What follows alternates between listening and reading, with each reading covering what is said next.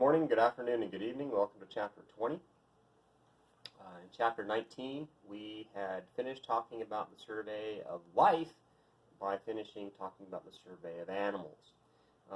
We're going to continue now to talk about animals, and now we're going to talk about the animal structures and talk about the different tissues and organ systems that it takes to make an animal.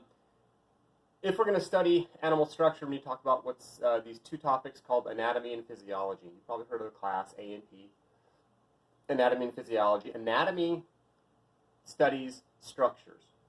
It studies things you can point at. Like you can point at a muscle, you can point at a finger, you can point at skin, you can point at an eye. It also can cover microscopic anatomy. That was just macroscopic. Macro means big, scop means see. Macroscopic means big seeing, or rather big enough to see. It can also study microscopic anatomy, and that's like pointing at the nucleus, pointing at the rough ER, the smooth ER, the ribosome. It's stuff that it's too small to see with the naked eye. Micro, small, scop to see. Too small to see, but it still counts as anatomy. Physiology is the processes that the body undergoes. It's anatomy to study the different muscles. It's physiology to study how a muscle contracts. It's anatomy to study the location of the kidney. It's physiology to study how the kidney filters your blood. Anatomy, you know where the liver is. Physiology, you know how the liver detoxifies poisons. Anatomy and physiology. In Biology 1, many moons ago, before the world ended, we talked about the levels of organization, and we said that all living things start with cells. The smallest living thing is a cell, and all living things are composed of cells. We take similar cells and we put them together, and we get this thing called a tissue. Tissues are similar cells working together to do the same jobs, and there are several different tissues. We'll talk about the individual tissues in a bit. Organs. I take cells together, and I take cells and I put them together, and I get tissues. I take tissues and I put them together, and I get organs. If you think of any normal organ, like the skin or the heart or the stomach, they're made of all four tissue types. The tissues are epithelial, which covers the body; muscle, which is for moving stuff; connective, which is for tying everything together; and then nervous, which is for communication between the body and the brain. So if we talk about that and we look at an organ like the skin, so it's mostly epithelial tissue, so that's that first tissue type. Next, muscle. Any muscle associated with your skin? Yeah, there is muscle associated with your skin. You've got goosebumps. Goosebumps are your skin contracting because the muscle has pulled down around the hair follicles. That's goosebumps. You maybe felt a shiver, right? That's muscles. Connective tissue. Anytime you have epithelial tissue, you always have connective tissue right under it. It's what it's attached to. Your dermis, which is a layer under your skin, if you've got a leather belt, if you've got leather shoes, a leather wallet, or pocketbook, leather is cow dermis, and that's all connective tissue. You have dermis. Everything that has skin has dermis. Epithelial, connective, muscle, nervous tissue. Are you cold? Are you hot? If you can feel your skin, that's nervous tissue. Most organs are made of all four tissue types. I take a bunch of organs and I put them together. Organs, tissues doing the same jobs working together to accomplish a goal is an organ. Organs working together to accomplish a goal is an organ system. Multiple organs working together. Here we see, this is the tissue. This is a muscle cell. I take a bunch of muscle cells and put them together, and I get muscle tissue. I take a bunch of tissues and I put them together, and I make a heart. The heart has muscle, it has connective tissue. The heart can speed up and slow down, so it has to have nerves attached to it. So nervous tissue, it's got epithelial covering it and lining it. It's mostly muscle. It's got connective tissue tying it together. It's got nervous tissue to make it speed up and slow down. If those are all the case, then this Organ is made of all 4 tissue types, not just one, all of them. And then last, an organ is several tissues working together to accomplish a goal. What's the goal of the heart? The goal of the heart is to pump the blood. Is it alone in this goal of moving blood around the body? And we know that's not true. The heart is not alone in this job, alone in this goal of moving the blood around the body. Our arteries and veins participate with the heart to move blood around the body. One cell, several cells is a tissue, several tissues is an organ, several organs is an organ system. As we said just a second ago, these are the 4 primary tissue types. Epithelial tissue covers body surfaces. Connective tissue, a great example of connective tissue is bone or tendons and ligaments. That's connective tissue. We also have some softer connective tissues that we'll talk about when we get there. Epithelial covers body surfaces. Connective tissue kind of ties the body together. Muscle tissue is all about moving something. And the nervous tissue is about keeping the brain in contact with the body. These are the 4 tissue types. And as we said before, most organs are made of all 4 tissue types. Let's talk about epithelial tissue. Epithelial tissue covers body surfaces and lines hollow organs. Covers body surfaces. This is a great place to find epithelial tissue. That heart that we looked at a couple slides ago. Epithelial tissue lines hollow organs. Is the heart hollow?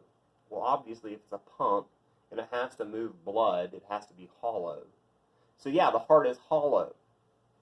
That interior of the heart is lined in epithelial tissue. Your mouth is hollow. The interior is lined in epithelial tissue.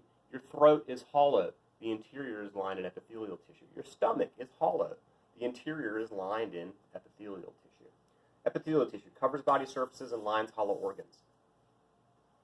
We put epithelial tissue anywhere we're going to come in contact with the environment.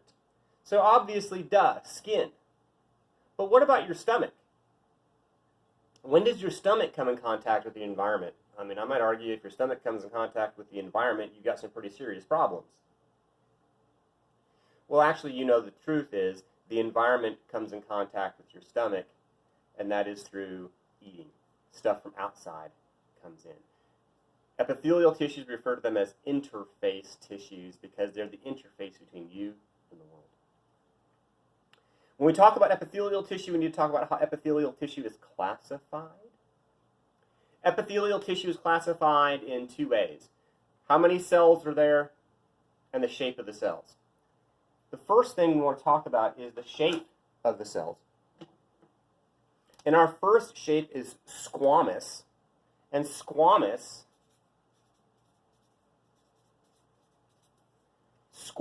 means like a scale, as in like a fish scale or a snake scale. And what is a fish or snake scale like? It is thin, it's flat, it is much wider than it is tall. So an epithelial tissue cell is much wider than it is tall. It's much wider than it is tall. This black thing that I've drawn in the center, this is the nucleus of the cell. And in a squamous cell, we usually see squished nuclei. The next one is cuboidal. And what's the root word there? The root word is cube. What is a cube? A cube is a three-dimensional square. And if we talk about geometry class, what is the definition of a square? And the definition of a square is an object that has 4 equal sides. Well, if a cube is a three-dimensional square, then we're saying that all of the sides are equal. So the root word here is cube. Oid, O-I-D. We're going to talk about oid a lot. And oid just means similar to. It means like but not quite like. It means almost but not exactly. So cuboid means roughly equal in all dimensions. And when we look at a cuboidal cell, we see a cell that is roughly equal in all dimensions. And it has a nucleus inside of it that is nice and pretty and round. It's kind of the defining feature of a cuboidal cell. You see a beautiful round nucleus, it's cuboidal. Our last is columnar. And what's the root word there?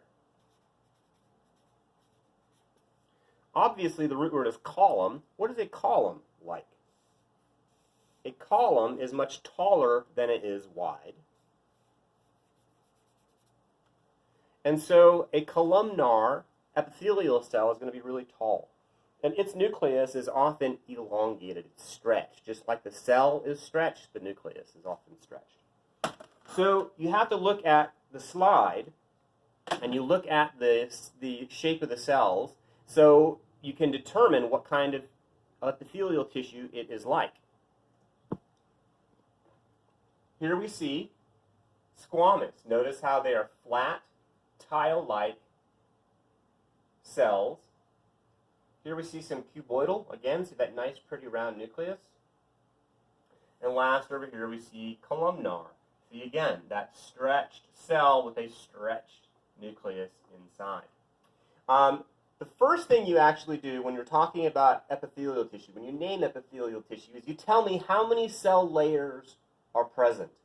And it's really easy. It's either there's one or there's more than one. That's it. Those are the only two categories. And the first category is there's one layer of cells. And we could look right here and we can see this is just one layer of cells. Here's that basement membrane of connective tissue I told you we always find underneath at the bottom of all epithelial tissues. See how it's just one layer of cells? Because if there were a second layer of cells, it would be stacked on top of it like that. All right? It would be stacked on top. So there's just one cell layer. Same thing here. This is just one layer of cells, because if there were another layer, it would be stacked up on top of there like a brick wall. Like this stuff is. See how there's several layers stacked on top of each other? If it is one cell layer, it's called simple. If it's more than one, it's called stratified. So this is simple squamous epithelial tissue. This one right here, I know it's kind of confusing. It's a tube, but it is just a one cell layer. If there were another layer of cells, they would be stacked towards the interior of this tube, and they're not. So this is a single layer of cuboidal cells, and this is simple cuboidal epithelial tissue. And this one is simple columnar epithelial tissue. So whenever we classify epithelial tissue, we always use both words. We use how many cell layers followed by the shape of the cell. Simple or stratified. Squamous, columnar. This is specifically stratified squamous epithelial tissue. And where we find that stuff is here. This is stratified epithelial tissue. Stratified squamous epithelial tissue. How many layers are present? Followed by the shape of the cell.